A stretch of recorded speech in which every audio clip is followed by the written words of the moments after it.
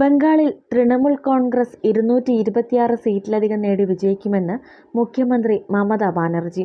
Exit പോളുകൾ ബിജെപിയുടെ ഇംഗിതത്തിനനുസരിച്ച് തയ്യാറാക്കിയതാണെന്നും EVM മെഷീനുകൾക്ക് രാത്രിയും പകലും കാവലിരിക്കണമെന്നും മമത പ്രവർത്തകരോട് ആവശ്യപ്പെട്ടു. സ്ട്രോങ് റൂമിൽ നിന്ന് മെഷീനുകൾ കൗണ്ടിംഗ് സ്റ്റേഷനിലേക്ക് കൊണ്ടുപോകുമ്പോൾ തട്ടിപ്പ് നടത്താനാണ് ബിജെപി ശ്രമമെന്നും മമത ആരോപിച്ചു. അനധികൃതമായി സ്ട്രോങ് റൂമുകൾ തുറക്കാൻ ശ്രമം നടത്തിയെന്നാരോപിച്ച് ബംഗാളിൽ ചിലയിടങ്ങളിൽ സംഘർഷമുണ്ടായി.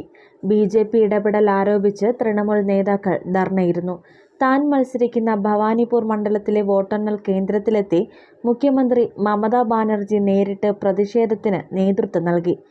സൗത്ത് കൊൽക്കത്തയിലെ സഖാവത്ത് മെമ്മോറിയൽ സ്കൂളിലെ സ്ട്രോങ് റൂമിലാണ് മമത എത്തിയത്.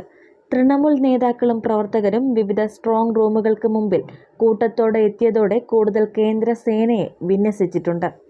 നേരത്തെ നോർത്ത് കൊൽക്കത്തയിലെ 2 സീറ്റുകളിലെ തൃണമൂൽ സ്ഥാനാർത്ഥികളായ കുനാൽ ഘോഷും ശശി പഞ്ചയും സ്ട്രോങ് റൂമിന് മുന്നിൽ കുത്തിയിരിപ്പ് സമരം നടത്തിയിരുന്നു.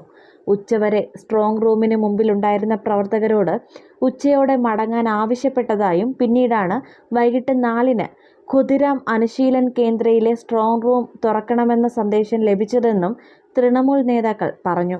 തിരികെ എത്തിയപ്പോൾ അകത്തേക്ക് പ്രവേശിപ്പിച്ചില്ലെന്നും അവർ കൂട്ടിച്ചേർത്തു.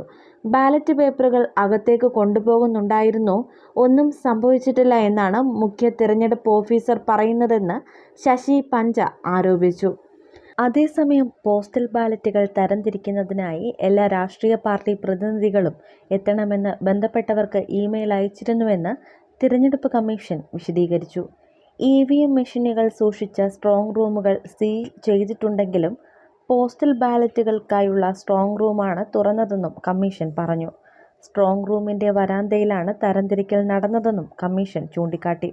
അതിനിടെ ദക്ഷിണ 24 പർഗാനസ് ജില്ലയിലെ 4 നിയമസഭാ മണ്ഡലങ്ങളിലായി 77 ബൂത്തുകളിൽ വീണ്ടും വോട്ടെടുപ്പ് നടത്തണമെന്ന ആവശ്യം പരിശോധിച്ചു വരികയാണെന്ന് തിരഞ്ഞെടുപ്പ് കമ്മീഷൻ ഉദ്യോഗസ്ഥർ അറിയിച്ചു. ക്രമക്കേടുകൾ ചൂണ്ടിക്കാട്ടി പാർട്ടികൾ, സ്ഥാനാർത്ഥികൾ, പോളിംഗ് ഏജന്റുമാർ, നിരീക്ഷകർ എന്നിവരാണ് റീപോളിംഗ് ആവശ്യപ്പെട്ടത്.